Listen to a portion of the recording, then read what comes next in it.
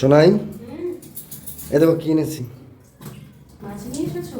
কি মাছ বলো তো? এটা এটা কাতলা মাছ, দেখেই বোঝা যাচ্ছে। চেনো তাহলে, এখন চিনতে পেরেছো? দেখেই বোঝা যাচ্ছে। কি খাবে কাতলা মাছ দিয়ে? কি করবো?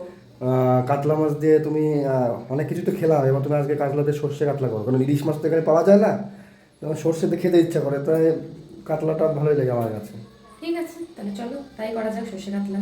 ঠিক আছে, বানাও তাহলে। বরমশাই আমার কাছে আবদার করেছে সর্ষে কাতলা খাবে, আর আমি বানাবো না এটা কখনো হয় নাকি? আগে যেহেতু কোনোদিনও সর্ষে কাতলা খাইও নি আর বানাইও নি, আজকে চলো নতুন একটা রেসিপি ট্রাই করা যাক। সর্ষে দিয়ে কিছু খাওয়ার কথা মাথায় আসলেই আমরা সবসময় সর্ষে ইলিশের কথা ভাবি, কিন্তু আজকে যে সর্ষে কাতলার রেসিপিটা আমি তোমাদের সাথে শেয়ার করব, এটা যদি তোমরা তোমাদের বাড়িতে একবার ট্রাই করো তাহলে কিন্তু সর্ষে ইলিশকেও একদম হার মানিয়ে দেবে। তাহলে চলো আর দেরি কিসের, রেসিপিটা শুরু করা যাক। বরমশাই মাছগুলোকে নিয়ে আসার সাথে সাথেই আমি কিন্তু মাছগুলোকে ভালো করে ধুয়ে নিয়েছি। এরপর মাছগুলোতে পরিমাণ মতন লবণ, হলুদ আর সর্ষের তেল মাখিয়ে ম্যারিনেট করে রেখে দিয়েছি বেশ কিছুক্ষণ। আর এদিকে আমি মিক্সচারে দিয়ে দিয়েছি পরিমাণ মতন সর্ষে, অল্প পরিমাণে পোস্ত আর কয়েকটা কাঁচা লঙ্কা। আর হ্যাঁ, আমি কিন্তু এর মধ্যে অল্প পরিমাণে লবণও অ্যাড করেছিলাম যাতে সর্ষেটা তেতো না হয়ে যায়। সমস্ত কিছুর পেস্ট তো আমার একদম রেডি। আর 10 থেকে 15 মিনিট ম্যারিনেট করে রাখার পরই আমি মাছগুলোকে কিন্তু একে একে উল্টে পাল্টে ভেজে নিচ্ছি। আমি কিন্তু মাছগুলোকে একদম কড়া করে ভাজিনি, বেশি কড়া হয়ে গেলে কিন্তু মাছগুলো খেতে একদমই ভালো লাগবে না।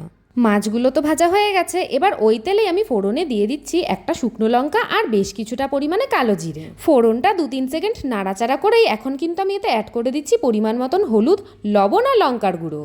আর দিয়ে দিচ্ছি আগে থেকেই করে রাখা সর্ষে পোস্তর পেস্ট। এবার কিন্তু সমস্ত কিছু ভালো করে নেড়েচেড়ে কষিয়ে নেব।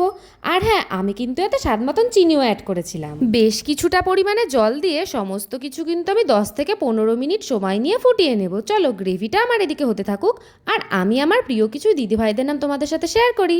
নতুন স্বপ্ন আইডি থেকে একটি মিষ্টি দিদিভাই আমাকে বলছে যে তোমার সব ভিডিও দেখি, আমার খুব ভালো লাগে, আমি বাংলাদেশ থেকে তোমার ভিডিও দেখছি। থ্যাংক ইউ সো মাচ দিদিভাই। সঙ্গীতা পোড়েল দিদিভাই আমাকে কমেন্ট করেছে যে তোমার ভিডিও দেখতে খুব ভালো লাগে, প্লিজ দিদিভাই তোমার ভিডিওতে আমার নামটা নিও। এই তো আমি তোমার নামটা নিয়ে নিলাম। প্রিয়াঙ্কা সাহা দিদিভাই আগের ভিডিওতে আমাকে কমেন্ট করেছে যে দিদি আমার নামটা তো তুমি নিচ্ছই না, আমি তোমার প্রত্যেকটা ভিডিও দেখি আর তোমার ভিডিও দেখতে আমি অনেক ভালোবাসি। থ্যাংক ইউ সো মাচ দিদিভাই।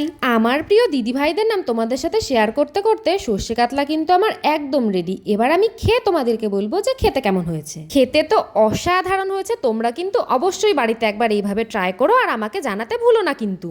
আজকের মতন এইটুকুই, তোমরা সবাই ভালো থেকো, সুস্থ থেকো। চলে আসবো আবার নতুন আরেকটা রান্নার ভিডিও নিয়ে। তো চলো সবাইকে টাটা।